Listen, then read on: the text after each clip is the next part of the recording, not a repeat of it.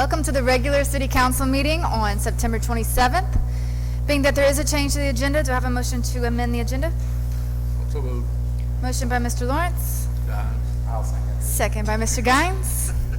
Any discussion? All in favor? Unanimous vote. Ms. Lucy, will you read those changes? To our consent agenda, we're removing item 5K, resolution concerning maintenance agreement with Software Incorporated. And on item 5P, we're substituting the Exhibit C only. Do I have a motion to amend the agenda? Motion by Mr. Lawrence, second by Mr. Guines. All in favor? Unanimous vote. Moving on to presentation agenda. Mayor's report. Thank you, Madam President. I'd ask, since we're on this is Tree City USA, Meacham, Harlow to come up, and I think we've got something exciting.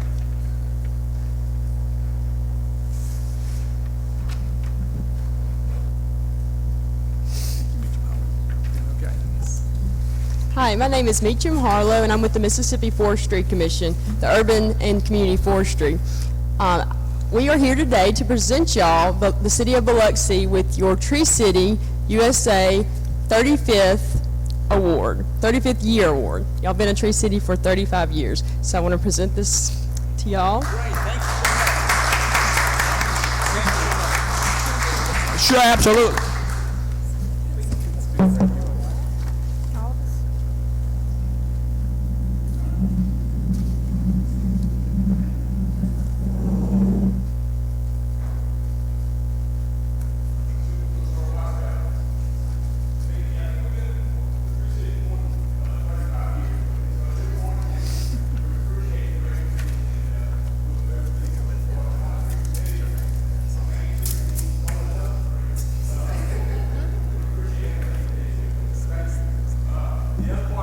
I'm sorry if everybody can hear that.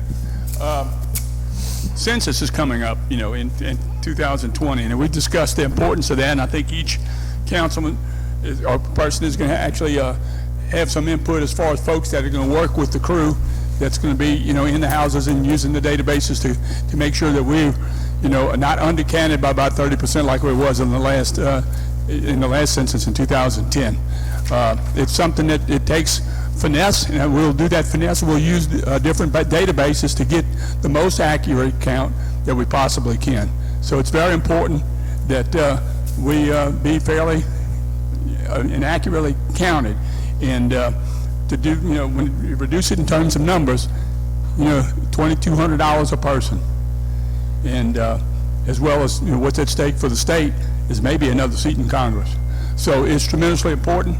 We encourage everybody that if they come to your house or you have the opportunity to do it online, which is the first of its kind, let's make that happen. And I think that concludes my report. Thank you, Madam President. Absolutely. Any departmental reports? Now we'll move on to council reports. Mr. Lawrence.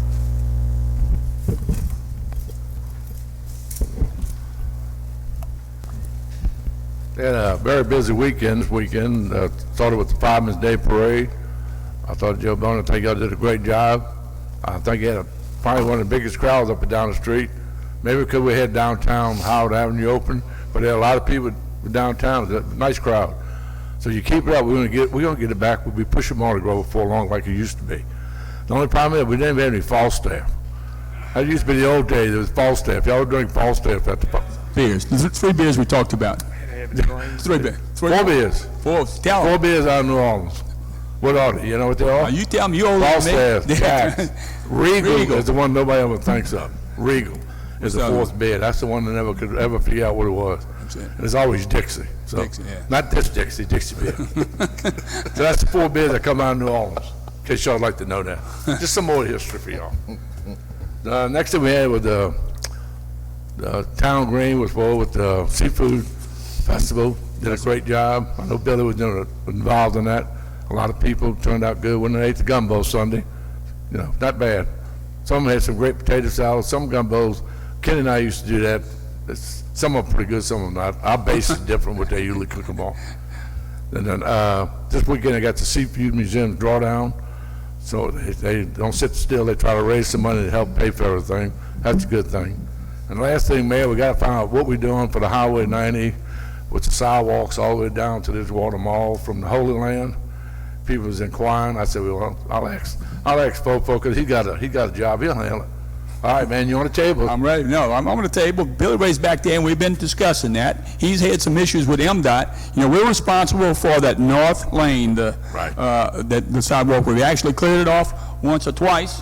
And MDOT has, you know, they pushed a lot of stuff over on the top of it because of the resurfacing. Is that not right, Billy Ray?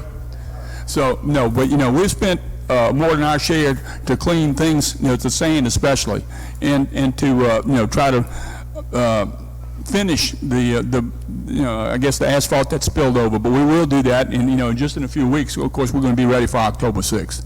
They gotta have cruising coats, and some of the grass is overgrown too on the sidewalk. So Yeah, no, we it's do a it difficult all, thing. you know. That's it.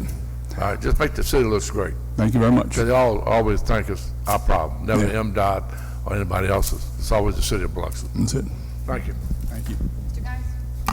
Okay, just piggyback off of the mayor, Monday evening or Tuesday morning, I'll be getting with my complete count committee.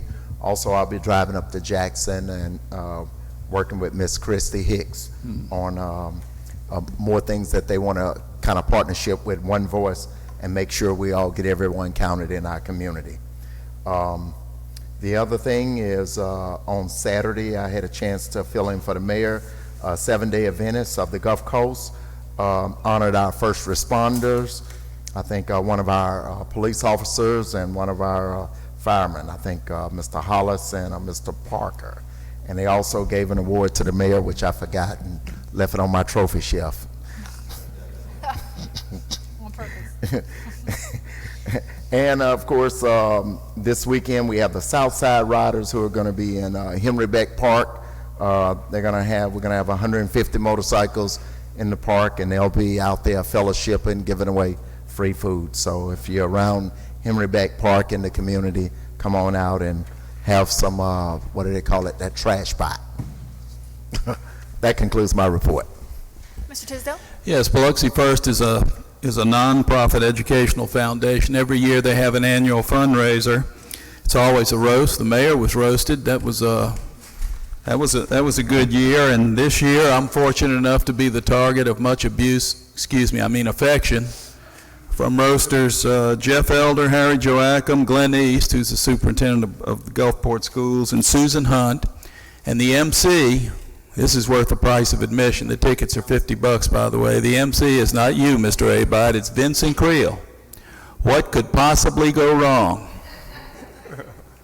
Having said that, I sure would appreciate everybody's support of that annual event. It's the money raised goes to support teacher grants and educational projects that benefit the students in Biloxi Public Schools. Thank you.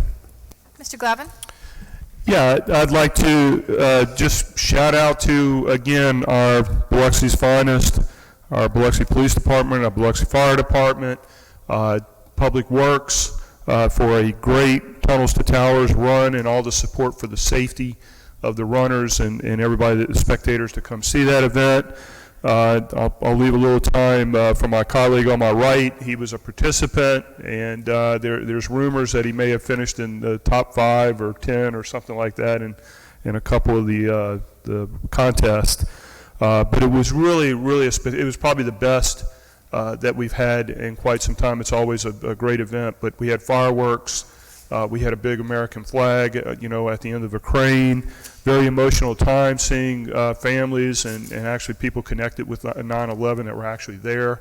And Justin Lopez and the organization Tunnels to Tower does a really good job with that event.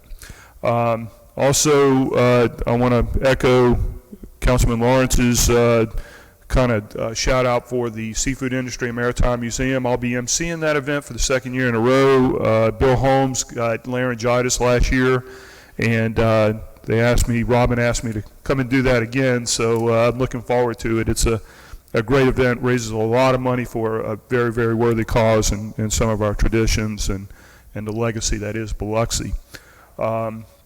A couple other little housekeeping issues in Kimbrough neighborhood. There's some medians. If when Public Works is kind of in that neighborhood again, if you just kind of check the medians out, had a couple residents. They said they used to take care of it, but they're getting older, and it's getting a little bit more difficult for them to get out there and kind of help keep the city beautiful.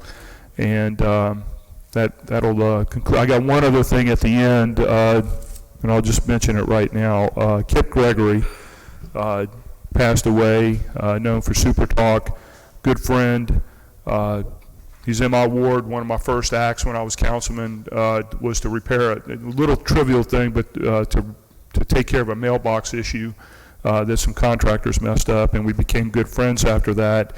His wife works out at Margaritaville in our coffee shop, and got to know his daughters pretty good too, Summer and India, and it just a big loss, a big loss. He always had political views. They may not have always been aligned with everyone, but a good man that contributed a lot, and he was very, very immense in charitable work, and he emceed quite a few events that were very, very beneficial for the Mississippi Gulf Coast. I'd like, Madam President, if we could close the meeting today in his honor. I agree. And that concludes my report. Thank you. Mr. Barrett? Yes, I had the opportunity this weekend to run tunnels to Tower. It's a great event. I think there was over 650 participants, and then several hundred people that weren't participating as well. It was a great event, honoring our first responders and those who paid the ultimate price on 9/11, and I believe they were able to raise a really good amount of money for people that are in need, that are first responders and their families and such. So it's a great event for the city, and I think this is the third or fourth year? Fourth year, and each year it gets bigger, so hopefully that continues to grow. Having that as well as the Seafood Festival at the same time, I went to both of those, both great events, and good to see that kind of activity on the east end here of the city. What place did you come into? What do you I don't think? know an exact number, but it was, I did all right.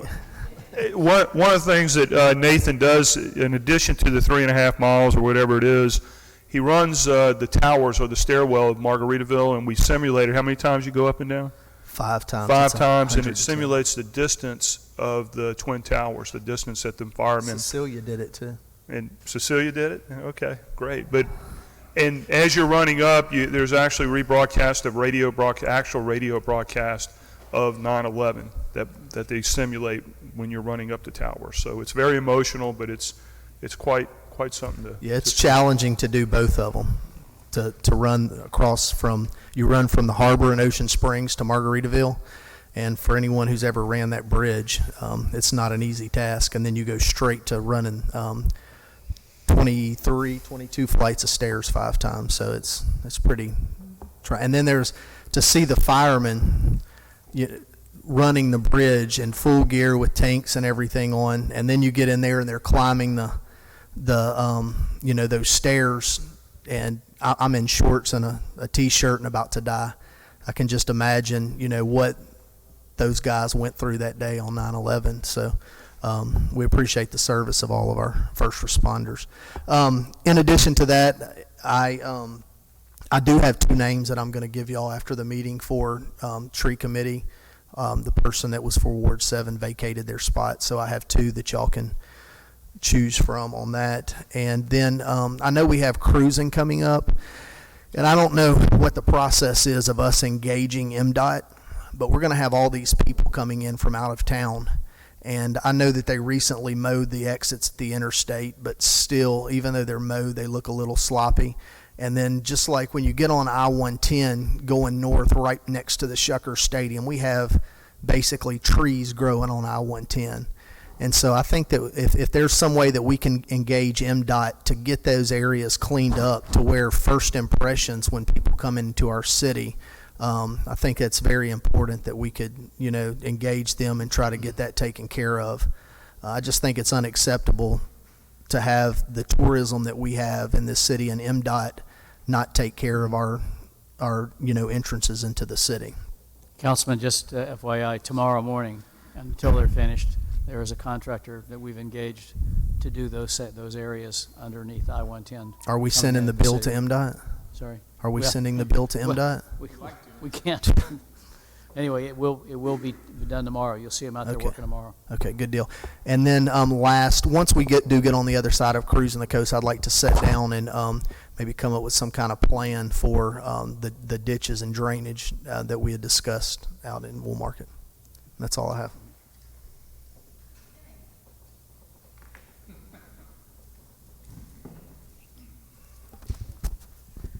Mr. Mayor, I don't know who I would contact with regard to water issues. I don't know if it's the Harrison County Utility Authority, Public Works or Engineering. I know I've had residents contact different individuals, and no one gets results simply, I think, because I don't know how this works. The water in the northern portion of my ward smells like, rotten eggs. And one of my offices, I had this problem in on Camp 4 Jacks, which is actually in Kenny's ward, but the northern portion of my ward suffers from that all the way over to South Hill too. So I don't know how we resolve this, but it's horrible. I don't want to drink the water, brush my teeth with it.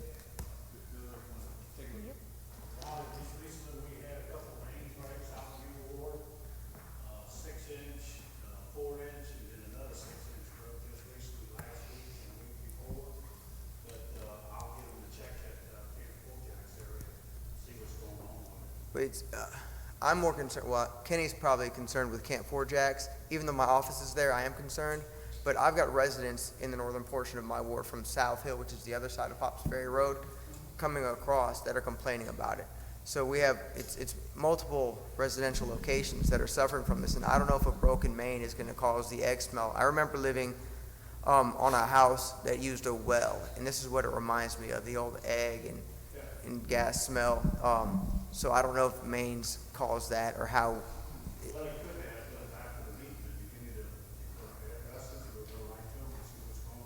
Okay, I will. I'll provide that to you after this meeting.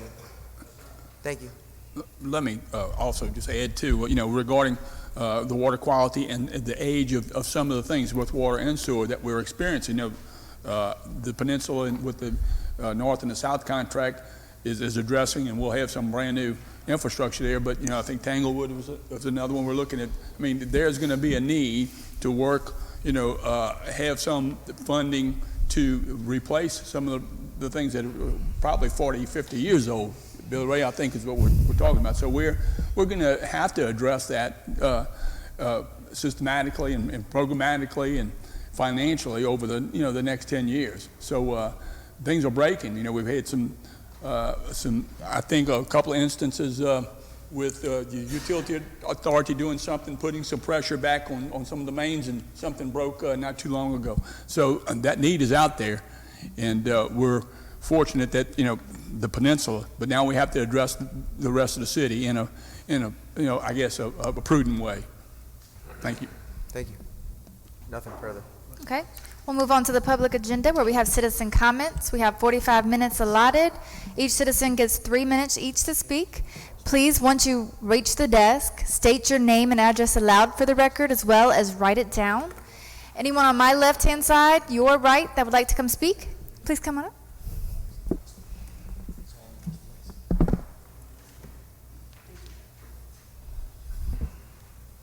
Good afternoon. My name is Dr. Gwendolyn Catchings Costello. I live at 316 Raynard Street, native Biloxian, although I've been away for some time.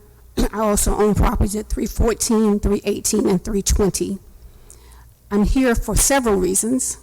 Number one, I'm sure you've heard a million times, is the East Biloxi construction project. I moved back here in May 2016. Within a month, I had to have 2 rounds of steroids because of all the dust and chemicals that were floating around in the air that I didn't know I was going to be exposed to.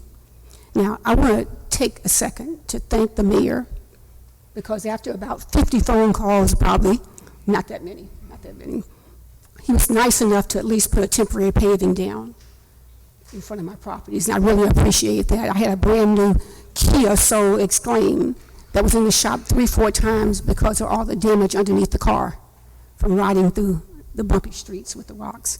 So I need to get clarification on what's happening. I've contemplated several times moving out of my house because of the dust. But you saved the day when you did that temporary. I need to get clarification. The good news I hear is that, oh, we're almost finished. We're going to be finished by Thanksgiving. And I get all set for Thanksgiving, inviting friends in, and then somebody says, oh, you know, Raynard Street's not going to be finished until, not going to be started till December 1st. So I'm kind of confused at this point as to what's happening. I grew up on Cruces, Mayor. Cruces is about 20 feet wide at the most. They're finished. They're finished with Cruces. You talk about the public seeing our areas and the impression they get. Raynard Street is probably the second most traveled street to Cavet for that north-south corridor. The school buses pick up on Raynard Street.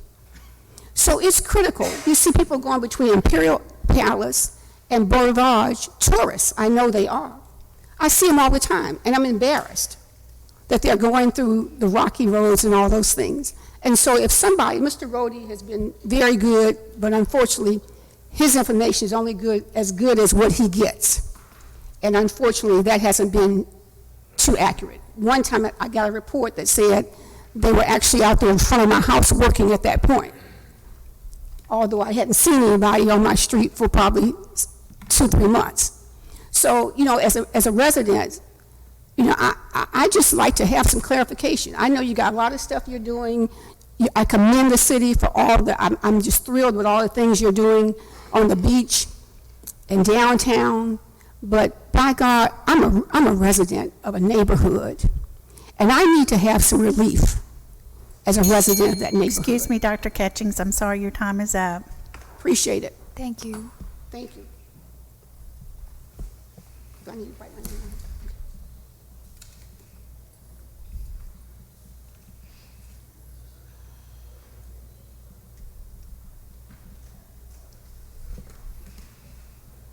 Anyone else on my left, your right, that'd like to come speak? Anyone on my right, your left, that would like to come up and speak? Yes, ma'am.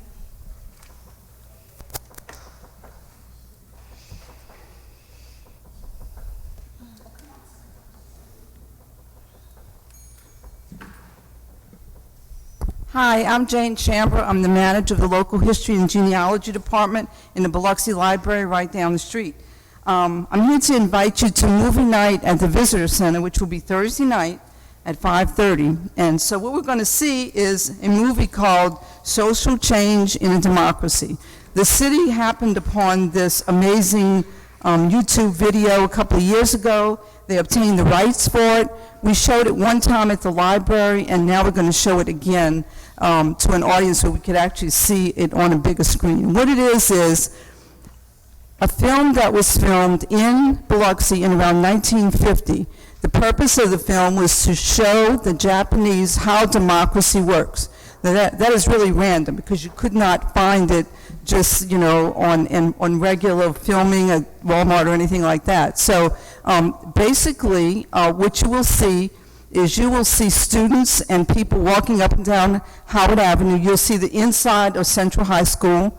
You'll see some of the fishermen, and then you'll see another factory, which I won't tell you where it is. It's not in Biloxi, but it's just an amazing find that we can see all these pictures of things in black and white, 1950 and 51. And they do show it on Biloxi's Beat TV station. And in the newsletter, it tells you all about all of that, how to access it and so forth. But we're hoping that folks will come out on Thursday night, see if they can identify Grandpa or whoever they think it is, write it down, and we'll proceed further. Also, Bill Raymond has some really neat refreshments, so we want to make it feel like we're at a movie theater watching something really neat. It's about 30 minutes altogether. Thank you. Thank you. Anyone else on my right, your left, that would like to come up and speak?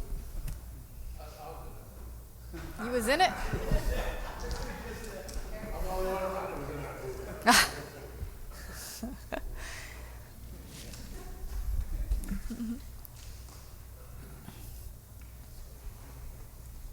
So my name's Geneva Doomer, and I'm here today as the administrator for Heritage Trails Partnership.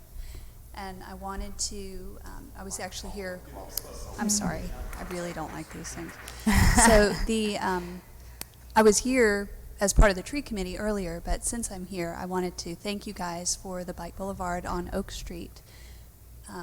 We appreciate y'all striping it in such a way that bicyclists and pedestrians can enjoy the road as well. Thank you, dear. Anyone else? On my right, your left. Anyone in the back? If not, citizen comments are now closed. Moving on to the policy agenda, Ms. Lucy, will you please read Ordinance A? Ordinance to amend Section 9122 of the Code of Ordinances pertaining to garbage collection fees. Previously moved by Mr. Glavin and seconded by Mr. Tisdale. Any discussion, Mr. Glavin? No, I don't have any additional discussion. I think we kind of determined it's going to increase garbage rates around 50 cents a month. And, but I have no other comment. Mr. Tisdale? Yeah, just for clarity, if someone could explain exactly why the rate increase is necessary and how it's calculated for the average citizen out there. As if on cue. Good job, Mr. Leonard.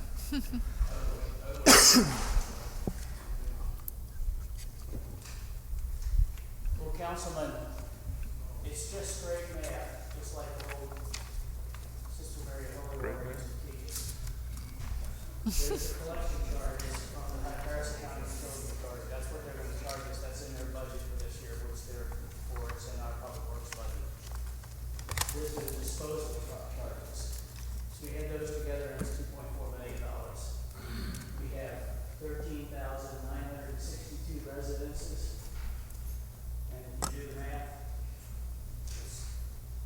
there's the cost. That's the cost to the city.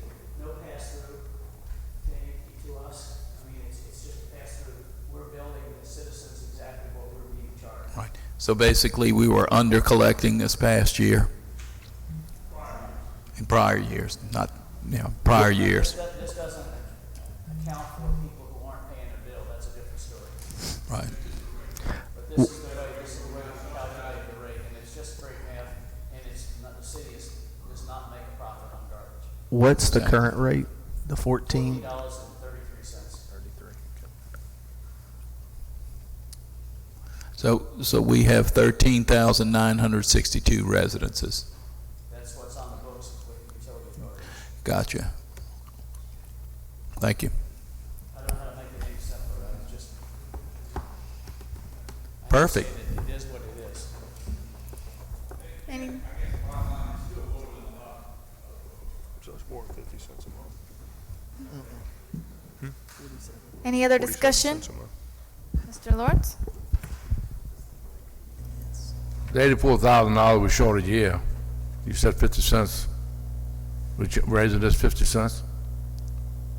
So we short $84,000? We lost money this year. Because we didn't charge enough and because too many people didn't pay their bill.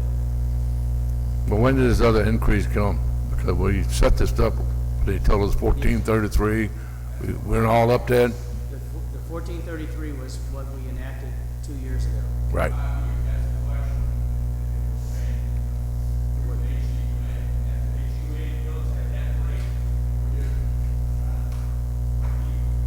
There are two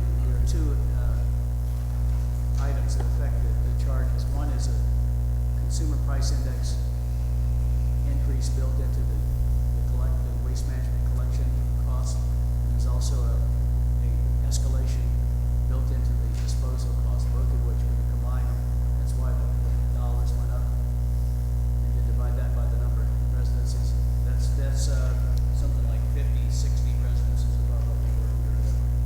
And the biggest problem, a lot of people complain about the water bill, and it's not so much the water. We have cheap water, it's all the fees added to it. I just hate to see that happen to them again, like the waste utility thing is, they still can't figure that one out. They're trying to explain to them. Let me correct and just put it in perspective. I think Gulfport's paying, what, $16.50? That's what the citizens are collecting for the same disposal, same thing, but different company. We're in a city of Biloxi. $16.50. I don't care what Gulfport charge for Well, I'm anything. just trying, we're still lower, even I know. with the escalation, we're still lower, and we're just, I don't listen to anybody from Gulfport complain, I Well- listen to the people of Biloxi complain. But I'm, you know, Another important consideration that you need to understand is this is not part of the Water Sewer Enterprise Fund. This is the Public Works budget. So if we would have saved money, we would have passed, the rates would have been lower per citizen? We would have lowered the rate? Yes? Yeah. If the, we'll lower the rates if we pay less, okay. Right now, what we're doing is trying to lease break even, right? That's what, okay. That was my question. Anyone else? There are 50 trash cans thereabouts sitting at the water department that we picked up from people who aren't paying their bill. That's 50 trash cans we're still paying for. We're working to try and close that gap. Question, so just if you can briefly, I hate to ask this question, but suppose I decide I'm just not going to pay my bill, what happens? Well, to begin with, we pick up your trash can, so you don't have trash service. Hopefully that encourages somebody to come in and set up an account or make their account current. Gotcha. If they're on a city water, we can turn their water off. If they're on a well, we can't do that. Right, Most so of the people that we're struggling to collect from are on wells. So you have to pay to play, and what I heard you mention earlier is based on the CPA index and an increase, that accounts for some of that increase this year, and that's under the contract. And this contract, we're in what year? What, two of a 5-year contract?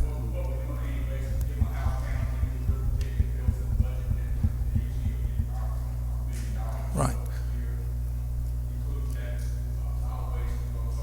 So there are a couple of variables that might change in any given year. Okay, thank you. Then in the total water and sewer, we had a plus for the year. When we actually made money, not money, made money, I mean, had additional money, and a total, yeah. Positive. Mr. Deming, got anything? Mr. Clavin? Sorry. I have no. When will this go into effect? October 1st? Correct. Okay, that's all. All right. All in favor? 6-1. Deming against? I don't vote for it. So I didn't vote Oh, for and it. George too, sorry. Do I have a motion on the consent agenda? I'll move it. Motion by Mr. Tisdale, second by Mr. Guines. Do I have any discussion, starting with Mr. Barrett? No, I don't have anything. Is that a no? Yeah, I don't have anything. Mr. Glavin? I have none. Mr. Tisdale? Yes, on item F, we're looking at surveying property out there by the Golden Nugget. Survey has been done. The survey has been done already. Why are we surveying those properties out there? We must be looking at something. This was a survey we started about 6 months ago in conjunction with trying to find out the true record owner of a lot of the different parcels and little missing pieces of Point Cadet property, just for purposes of, in part for litigation, but also in part for our leases and our waterfront leases, and just trying to get clarity on what's there. There's never really been a master survey of that area. Okay, thank you. That's all. Pete, on that, what piece of the property you looking at? Was this individual owners, or this was the whole factories? You're talking about the Point Cadet Marina, so what are you looking at? Homeowners? Everything south of 90 and all of the city, the jointly owned property, the Kovacevic property. No individual homeowners, but mainly the city's jointly held property. Yeah, I mean, the reason we're doing this, for what kind of clarification? For, Litigation. Are we gaining something in this run for us? Is this going to, in the long run, maybe? It's a good thing? Yeah, this was started a few months ago, and it's for some litigation purposes, as well as people standing over a property, us and our tenant there, and there's a dispute over who owns what, trying to interpret all the leases, so it's clarifying all of that. But it will be helpful to us in the long run. Anything, Mr. Deming? Can you tell me about the license plate recognition program?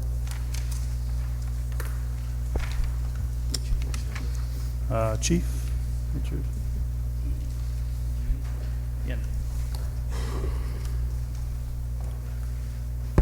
This is an agreement we're entering into with the power company. They're going to furnish the cameras, the maintenance, and everything for a yearly fee for us. So they're up in Alabama, they're up in Louisiana. So what they basically do is read a tag as it goes through. They'll be tied into NCIC so that if there's a stolen vehicle, it'll pop up and say, hey, there's a stolen vehicle in your area at this time.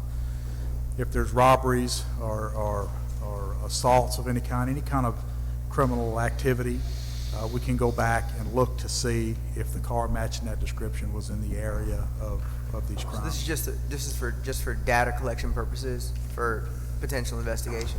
Right, but we hope it's going to solve a lot of crimes. I feel confident it will. It has everywhere else that it's been used. And there's no way for us to ever afford this if it hadn't been for the power company and the way that they're financing it and doing it. Okay, thank you. Yes, sir. Anything else?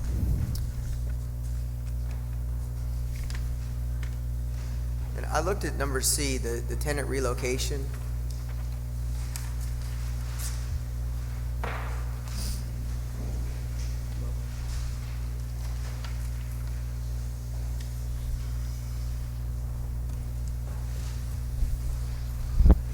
You have some questions on that one? Just tell me, it's about the relocation of a tenant for what purpose? This is for the parallel roadway for the railroad closure project. So we have to relocate the tenant because we're buying them out, and so we pay all of their expenses, everything. They don't have to incur any costs. We find them a house to move into, we pay their moving costs, everything. So this was done through was this a just compensation? Yes, yes, it's already been through just compensation and all that. Eminent domain to the property? No, we did not eminent domain it. We went through just compensation and they accepted the offer, and now we're in the process of moving them. So we got to get the cost, y'all have to approve the cost, the relocation cost, for us to make that happen, and that's what this is. I guess what I'm getting at is this wasn't a court-determined value for the property? No. You guys negotiated with the homeowner for? Yes. Yes. Adequate compensation? Okay. Yes. Thank you. You're welcome. I ask you a question. It's $89,000 you bought the home, but it cost us $50,000 to move them? I mean, that's not wrong. Do we know that when we got into this mess? We have to follow, there are certain federal rules that we have to follow. This is CDBG funded, this project. So we have to follow the process in place to move them, and sometimes it's very expensive. We have to pay Why is it so much expensive to move somebody? Well, we have to move them. We have to find them a place to live. That you may have to, if the place is more expensive, and these are all federal guidelines. These are not something that we do. Back up. Oh, yeah, here. He can explain it way better than I can. So we got a $90,000 house going to cost us $140,000 now.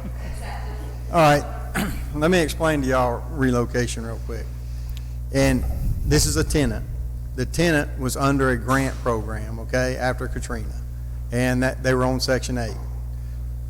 The daughter was her caregiver in this house. So what happened was they're on Section 8 voucher paying like under $500. And what you have to do when we move them, we have to go find a unit on the market that we can move them into that's comparable to what they're in. So the difference in $1,300, you figure their utilities and so forth, that's how you come up with it. It's all market driven. There's none of this is made up. It's basically what we can find a place for. So as we buy a property and we get the lower rented property, you use those, then all of a sudden you got to go to a higher piece of property. That number can fluctuate, especially since we're moving people on Pops Ferry Road and we're moving people in different areas. You got to go with the market rent. It has to be a place available. You can't just go out here and say, oh, they can move here. They've got to physically be able to sign a lease on that. And in this case, it's a little different. You basically pay that for 42 months. You subsidize their rent for 42 months, and that's how you get to that number, that big number. I guess my question to you is, when we got into this, we knew it was going to be that expensive to move them? Well, maybe Well, maybe we better look at what we're buying. I know sometimes we don't have much choice. You know, I mean, that's, I don't know, I mean, that's just, when you gotta buy a whole piece of property because they're damaged, I mean, that's just what you've gotta do to build a road sometimes. But And this money comes from where? This 140,000. it's coming out of the CDBG project. And it's budgeted. I mean, we've been under on some stuff, and I mean, we'll see what happens. Thank you. Anything else, Mr. Jimmy? Yeah, lastly, number N, the agreement for the West Biloxi Boardwalk. Can you guys tell me exactly what the public's gonna get for the 45,000? Like exactly what Brown and Mitchell are doing out there, what project and what portion of the project this is? This is the new, the next phase of the West Biloxi Boardwalk that will go from Veterans to Camellia. It hasn't been bid yet. This is, we're just putting in place the construction inspection element of the eventual construction contract that will be awarded. The construction contract will be somewhere between $1 million and $1.5 million. Will you use the mic? Want me to say it again? At least the last part, yeah.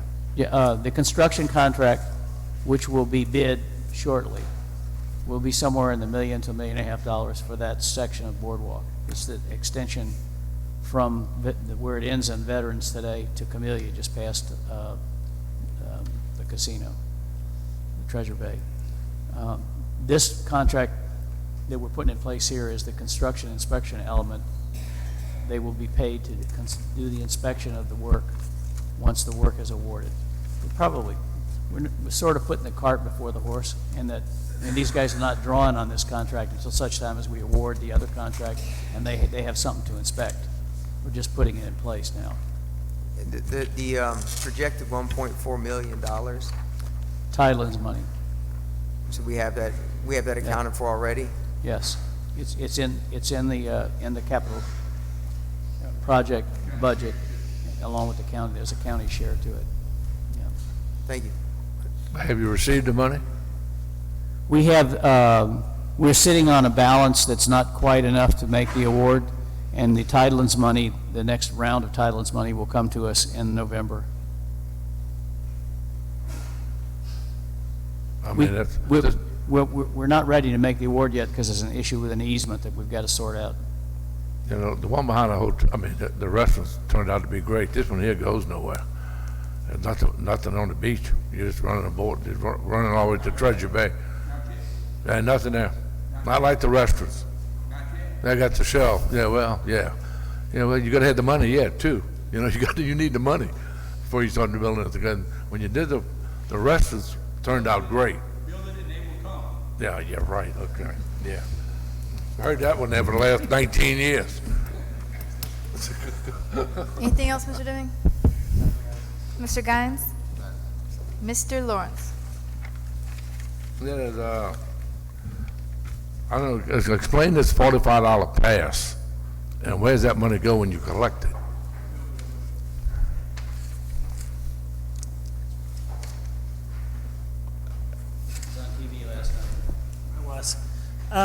This is a revisitation of a program that we started a few years ago. All the museums got together, including the Seafood Museum or Walter Anderson, Lynn Meadows, the Visitor Center and the Lighthouse. Infinity. Infinity was in there. And you pay $45 and you get a pass that allows you adult admission into each one of those venues. And what happens is the money's collected and then it's distributed. Each participating location will get $5 of that pass that's collected. So when you collect this money, you gotta pay checks out? You gotta hand all this? You gotta Yeah, make it actually, do all that? now, in the past, I would have to get Pinky to issue a check to each one of those. In this case, the money will go to tourism, and then they will spread it out to everybody else, so we don't, it makes it a lot simpler on us. So they'll handle that, not Yeah. you? You're just, Yeah. that was my thing. I mean, we didn't need to hire another CPA, $35,000 to run something else that we're giving away. We keep hiring these people, not you. Yeah. I mean, you can't do, You But don't have this, to- you don't this have is to just keep like it, do any that. other, all the vendors that we have in the gift shop is the same thing. At the end of the month, we would just write them a check for whatever we sold that month. It was, So we can run the money through the tourism? yeah, tourism is No handled problem at all, yeah. No, That's why fine. we have an agreement, so that we can do it that way. Want to check that out. Let's see what else we got. Is this, on W, this is just another clerk we're hiring? I mean, it's court, they're gonna cost us $15 million before we finish. W?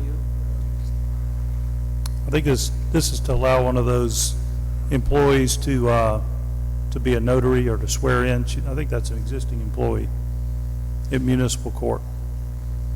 It's just to give them the title to be able to swear in witnesses. I was just wondering, I mean, it's just, we just keep adding to that thing. It's no salary change. Yeah. There's another one that I want to ask you about too.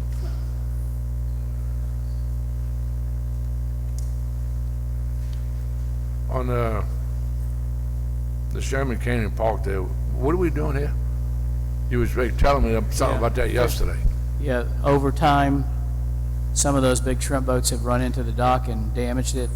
And this is a repair. We're trying to put together a repair project to put the rest of the dock back in service.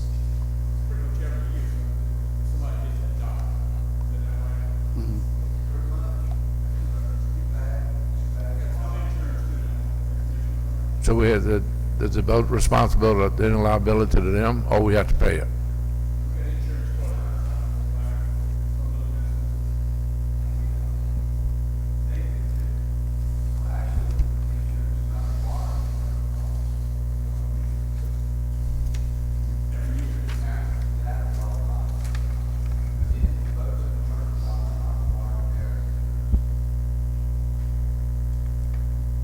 Okay, that's about it. Thank you. Okay, I need to ask about T. Walt, I guess this is 73, we had, what, 73 in work orders? Work orders? Are any of these work orders pertaining to Raynor Street, as the young lady was up here speaking of?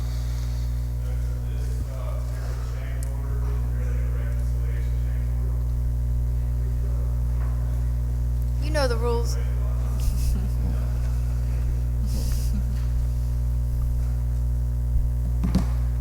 So this change order in front of you right now, Council 73, it's just a reconciliation change order for $911,000. That's for quantity overruns that we've paid the contractor. And we need to have the council approve that so we can get MEMA to reimburse us for those costs. So unfortunately, it does not address Raynor. I in fact spoke with Dr. Catchings before and gave her the bad news that Raynor was being pushed back to further into the contractor schedule.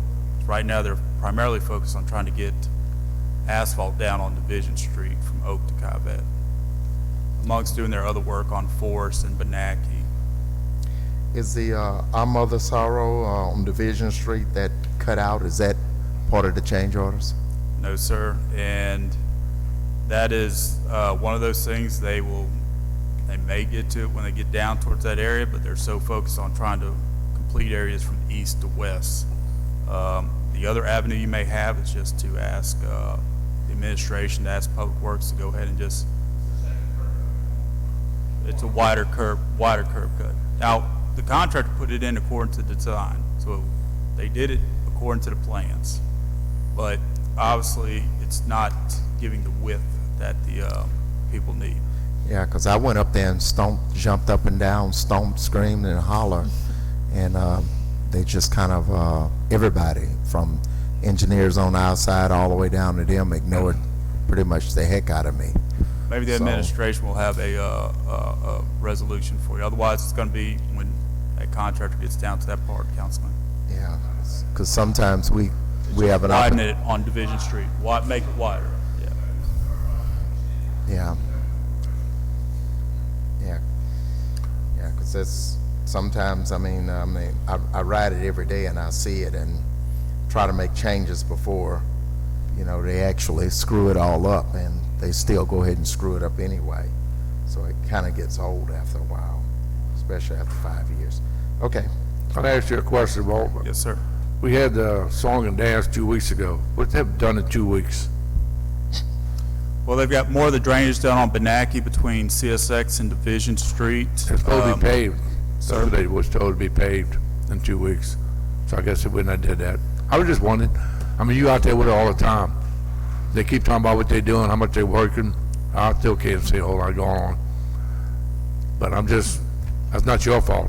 Well, they are getting a lot of surface asphalt down. They are trying to finish up going east to west. They've got surface asphalt, I believe, on almost every single road east of Lee Street, except for south of Lee. But anyways, they're getting surface asphalt down, and they're just continuing to move east to west and finish up Forest Avenue, finish up Benaki, finish up Cruces south of Division, which is a very difficult job. So they're making progress, but there's still some headwinds and challenges in front of us. I know. If you look at How many workers do they have out there before you get there? How many workers out there? Because, you know, it's like they're I mean, with 25 workers and the amount of work that's left to do, I mean, I'm almost at the point where we need to go ahead and get somebody out there to, if they don't want to do the work, they need to go ahead and get the heck out of here. Because I'm at that point where I'm ready for the community to be fixed and finished. I'm just at that point right now, you know, and it's frustrating, aggravating, and not only that, I'm suffering damages myself. I've endured the most on this. Out of everybody in this room, I've endured the most. There's fencing. I have a list of fencing that I'll be getting to you. I think there are like 10 or 12 people that haven't had fencing. So if we're going to have to, I mean, we can start submitting this stuff to MEMA and FEMA ourselves, because we're at the point where if they're not going to do it, if they're not going to do the landscaping, they're tearing people's yards up and they're not putting them back. They're not doing the landscaping. They're not getting anything corrected in here.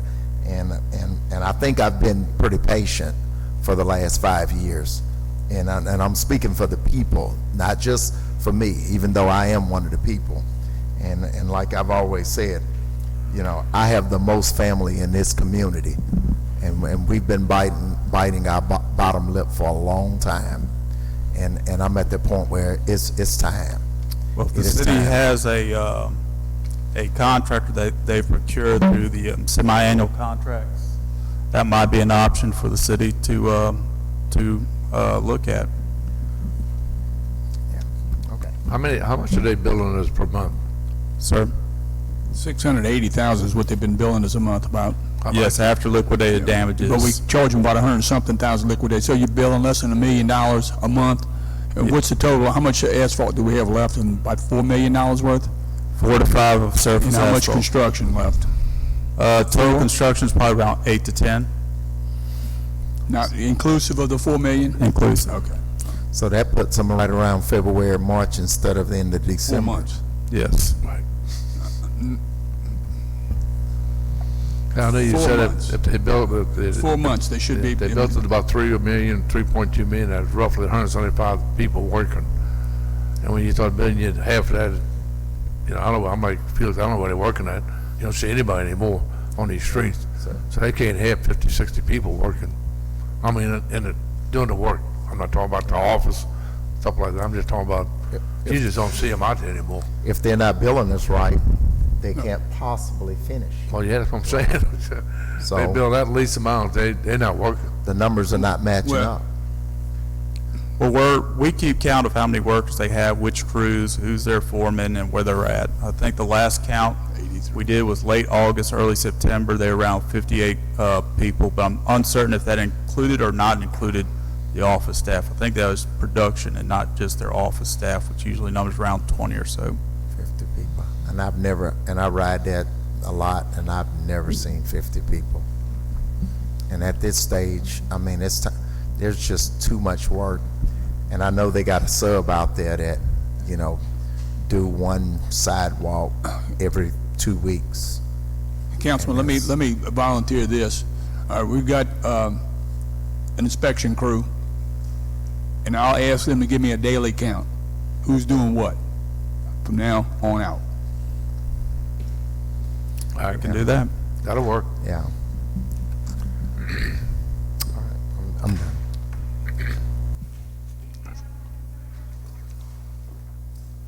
If I may, 300,000. Okay. Good, thank you.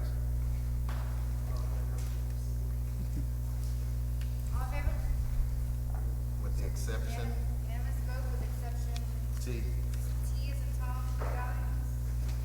And Charlie for Robert. I'm gonna vote against the boardwalk thing. Where's the boardwalk? Which one's that? Oh, which one was the, what was the boardwalk? I'm gonna vote against that one. I don't think we need to do that.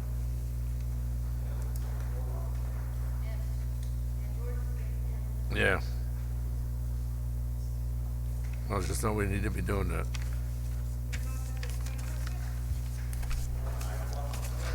No, yeah, to nowhere. You're right.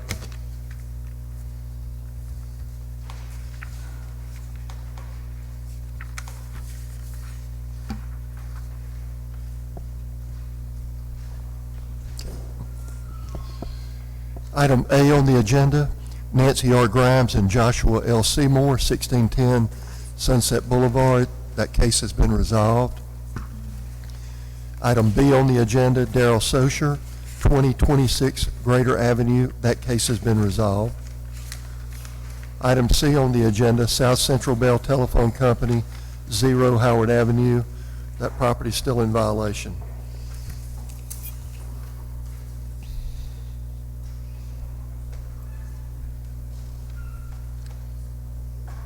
Is there anyone here to speak on behalf of South Central Bell Telephone at 0 Howard Avenue? Okay. What this is that this fence was put up in 2016. It was put up without a permit. At that time, we were told that it was put up because of cruising the coast. They didn't want anybody on their property. We've made numerous attempts to try to contact them to handle this through city court to get it removed, or at least to get them to put a proper fence up, go through AHRC and get it up. We're constantly getting complaints about this property, so as a last resort, we brought it to the city council for resolution. Okay. Is there anyone here to speak on behalf of them? If not, this case is closed.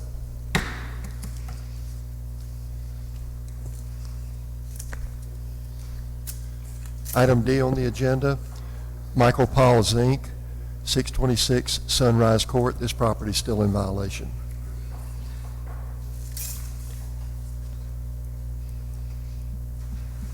Is there anyone here to speak on behalf of Michael Paul Zink at 628 Sunrise Court?